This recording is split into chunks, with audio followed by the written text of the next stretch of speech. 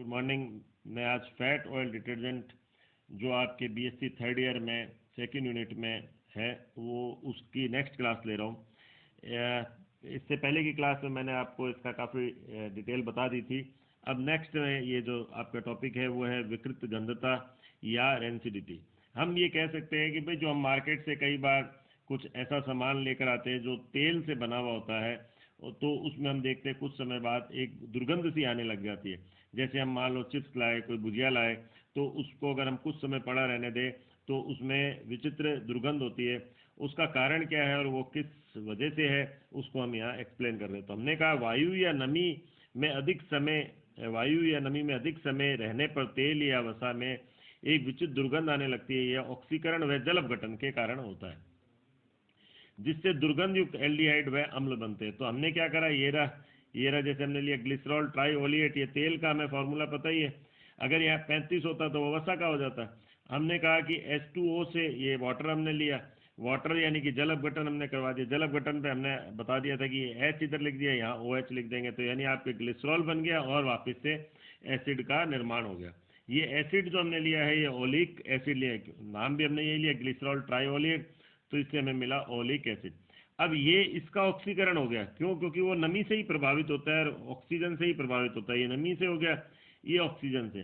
तो अब ये हमने कह दिया है कि ये यहाँ पर हमने रख दिया है इसको, ये ऑक्सीजन से इसका डिसोसिएशन हो गया, ये एल्डिहाइड बन गए दोनों तरफ। एक तरफ एल्डिहाइड और एक तरफ ये एल्डिहाइड ग्रुप भी है और एसिड भी है, और वापस ऑक्सीडेशन होने पर ये दोनों ही एसिड में कन्वर्ट हो गए। तो इस प्रकार अगर मान लो नमी और ये जो वायुमंडल की ऑक्सीजन को इससे दूर रखा जाए तो तेल में एक तरह से गंध नहीं आती। इसीलिए वैक्यूम कंटेनर लिए जाते हैं जो जिसमें नमी और जो दूसरा हमने कहा है ऑक्सीजन जो है वो इसको तेल को प्रभावित नहीं कर पाते। अब इन तेलों में हम एक तरीका और क्या है कि अगर इन तेलों में एंटीऑक्सीडेंट मिला दिया जाए तो हम रेंसिडिटी को रोक सकते हैं। अब हमारे कहते हैं जो फैट्स होते हैं यानी नेचुरल फैट्स है, उसमें विटामिन ई व एस्कॉर्बिक अम्ल भी एंटीऑक्सीडेंट है। अब हम कहते हैं तेल और वसा के स्रोत, हम ये नेक्स्ट टॉपिक ले रहे हैं। इसमें source of oil and fat, इसका हमने वर्गीकरण लिया है। ऑयल को हमने ये इस तरह से दो भागों में बांटा है, वनस्पति तेल और जंतु तेल यानी वेजिटेबल ऑयल और एनिमल ऑयल।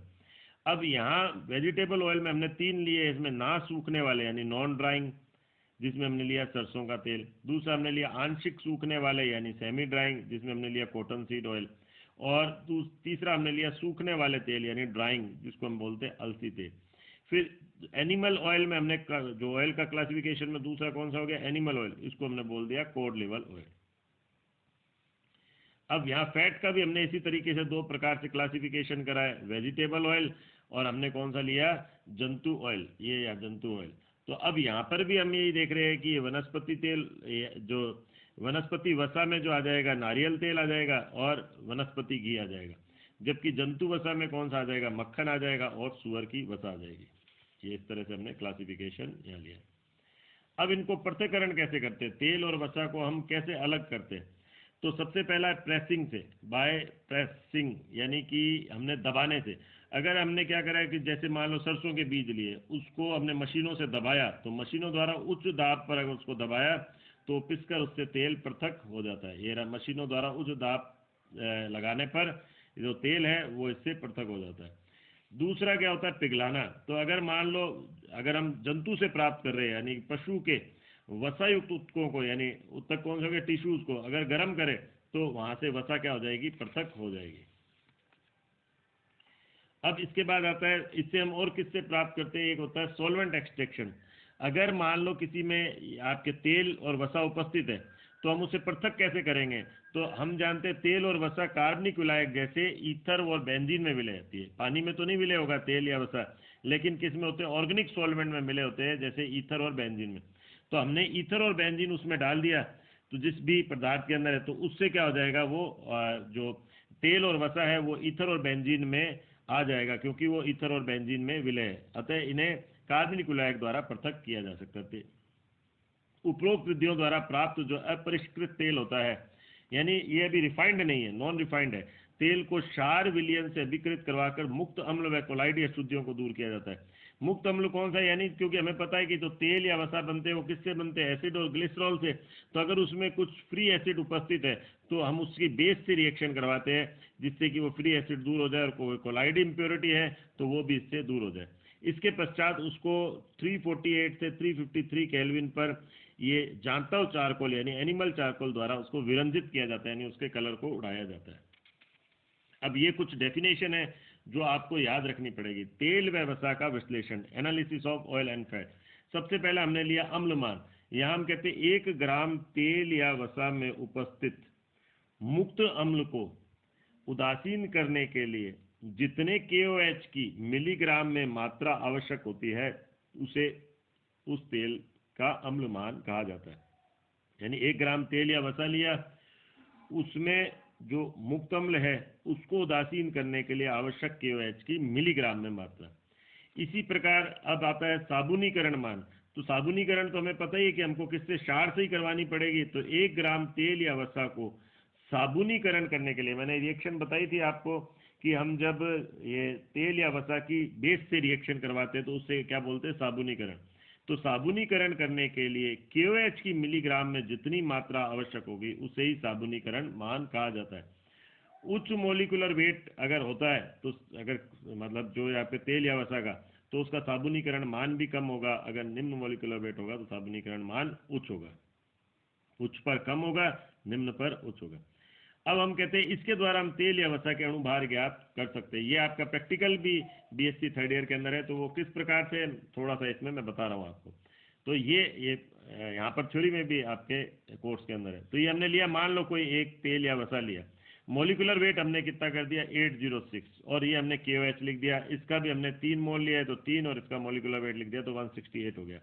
हमने कहा 806 ग्राम, 806 ग्राम, ये रहा 806 ग्राम वसा के साबुनीकरण करने के लिए क्षार की आवश्यकता कितनी हुई, 168 ग्राम हुई ना ये। तो ग्राम की जगह हमने कितना लिख दिया 168,000 मिलीग्राम, क्योंकि अभी मैंने आपको डेफिनेशन में क्या कहा है, KOH की मिलीग्राम में मात्रा निकालनी है। अब चूंकि वो, और किसके लिए निकालनी है, वो 1 ग्राम तेल या वसा के लिए। यहाँ तो 806 ग्राम है, तो हमें या तो 806 ग्राम है, और हमें किसके लिए निकालनी है, 1 ग्राम तेल या वसा को साबुनीकरण करने के लिए KOH की मिलीग्राम में मात्रा। तो यहाँ हो गया 1 ग्राम, ये अभी डेफिनेशन में मैंने आपको बताया भी, ये रहा 1 ग्राम तेल या वसा को साबुनीकरण करने के लिए आवश्यक KOH की मिलीग्राम में मात्रा। तो अब यहाँ पर हम क्या कर रहे हैं, 1 ग्राम के लिए ले रहे हैं। तो 1 ग्राम के लिए जब लेंगे तो 168,000 अपॉन 806, तो ये आ गया 208। तो ये आपके इस पर्टिकुलर के लिए साबुनीकरण वैल्यू होगी।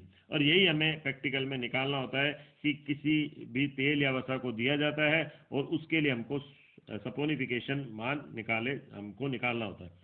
अगर हमें अणुभार ज्ञात करना हो और साबुनीकरण मान दिया गया हो तो हम उसके आधार पर भी हम उसका अणुभार उस वसा या तेल का निकाल सकते हैं। अब इसी तरह से होते हैं आयोडीन मान। ये डेफिनेशन भी आपको ध्यान रखनी है। आयोडीन की ग्रामों में वह मात्रा जो 100 ग्राम तेल या वसा के संयोग कर सके। ये आयोडीन की ग्राम में वह मात्रा जो 100 ग्राम तेल या वसा के साथ संयोग कर सके आयोडीन मान कहलाती है। ये असंतृप्तता के अंश को प्रदर्शित करती है, क्योंकि अगर उसमें डबल बॉन्ड है तो आयोडीन I2 रिएक्ट हो जाएगा। डबल बॉन्ड से हेलोजन रिएक्ट होता है, ये डबल बॉन्ड से हेलोजन रिएक्ट होता है। तो ये आपको पता ही है, ये इस तरह से आई और ये आई यहाँ पर जुड़ गया। अब आयोडीन मान की 2 विधियां हमने कहते हैं, एक हुबल विधि है और एक है विज विधि। इसमें हम तेल या वसा को लेते हैं, तेल या वसा को CCl4 plus I2 plus mercuric chloride में घोलकर सोडियम थायोसल्फेट के साथ अनुमापन करते हैं, यानी टाइट्रेशन उसके साथ करते हैं। विज विधि में, इस विधि में तेल या वसा की तुली हुई मात्रा को आयोडीन के स्थान पर अधिक सक्रिय ICl से करवाते हैं यहाँ पर रिएक्शन, यानी आयोडीन से नहीं करवा के ये जो इंटर हेलोजन कंपाउंड है ICl उसके साथ रिएक्शन करवाई जाती है और आयोडोमितीय अनुमापन का उपयोग करते हैं। एक इसी तरह से आता है RM मान, यानी राइकट माइसल मान, जिसमें 5 ग्राम तेल या वसा के आसवन से 5 ग्राम तेल या वसा के आसवन से प्राप्त वाष्पशील अम्ल को उदासीन करने के लिए आवश्यक 0.1 N KOH की मिलीग्राम की संख्या को RM मान कहते हैं।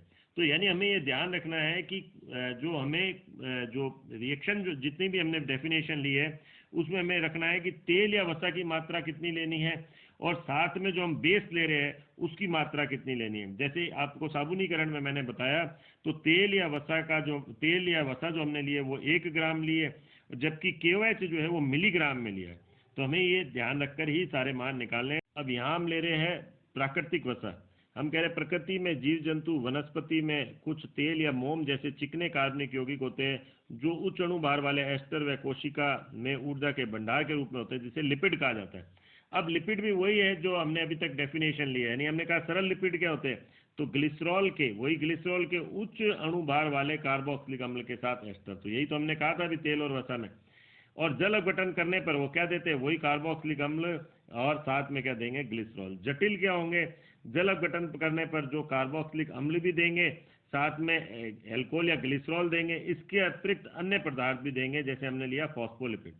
अब लिपिडों के व्युत्पन्न हमने लिखा है विभिन्न श्रेणी के वसा अम्ल, ग्लिसरॉल, उच्च अणु भार वाले एल्कोहल, कैरोटीन, हाइड्रोकार्बन आदि, यानी जो उनसे एक तरह से हम प्राप्त कर सकते हैं लिपिड से।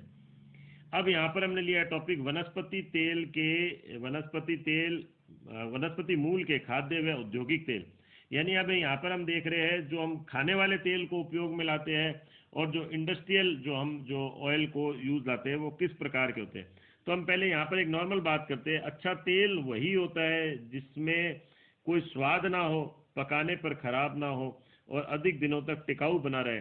वह उसमें क्या हो, मोनो असंतृप्त वसा अम्ल हो, यानी मोनो अनसैचुरेटेड फैटी एसिड मूफा, ये पूछ भी लिया जाता है, की मात्रा अधिक हो, जैसे मूंगफली या तिल का तेल। तो यानी मोनो अनसैचुरेटेड फैटी एसिड उसमें होना चाहिए।